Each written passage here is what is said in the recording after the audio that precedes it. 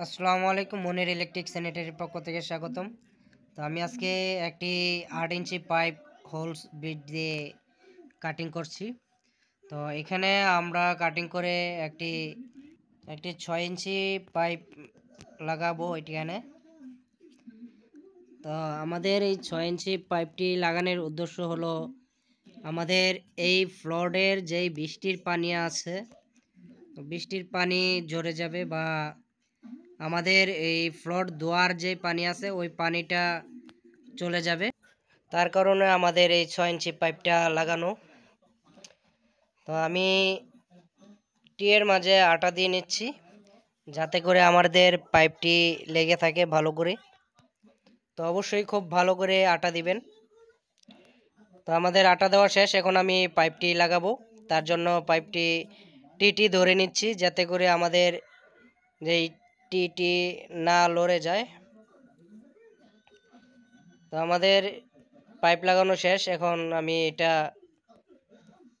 দেখে নিচ্ছি যে আমাদের পাইপ লাগানো সঠিক হয়েছে কিনা বা ঠিক আছে কিনা।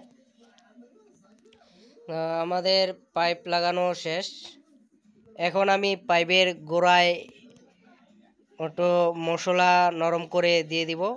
সিমেন্ট বালু দিয়ে সিফটিন দিয়ে ভালো করে মিক্স করে আমি পাইপের নিচে এটা জাম করে দেব যাতে করে আমাদের পাইপটি না লড়ে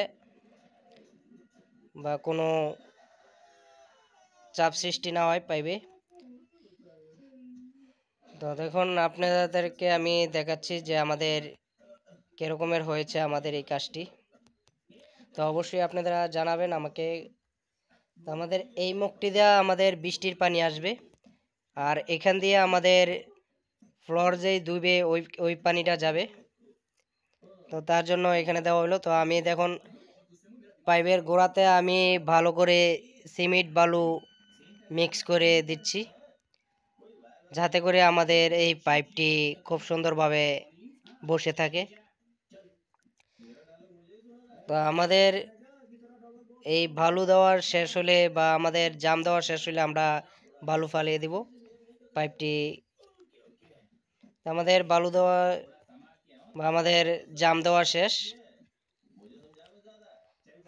তো দেখুন আমি খুব সুন্দর করে এখানে সিফটিন বালু দিয়ে কণা দিয়ে খুব ভালো করে মিক্স করে দিয়েছি। তো আমি এটা মূলত একটি মসজিদের কাজ, তো বারিন্দার এখানে বৃষ্টির পানি আসে এই জন্য এটা দেওয়া হয়েছে। তো আমাদের এখান থেকে বৃষ্টির পানি আমাদের এই লাইনে ঢুকবে। তো বৃষ্টির পানি ঢুকে আমাদের এই লাইন দিয়ে এই পাইপ দিয়ে চলে আসবে আমাদের এখানে। তো আমাদের এখানে চলে আসবে, এখানে চলে আসে আমাদের যেই 8 ইঞ্চি পাইপ আছে নিচে ওই 8 ইঞ্চি পাইপ দিয়ে চলে যাবে। তো ধন্যবাদ আপনাদের সকলকে। আমার ভিডিওটি কেমন হয়েছে অবশ্যই জানাবেন।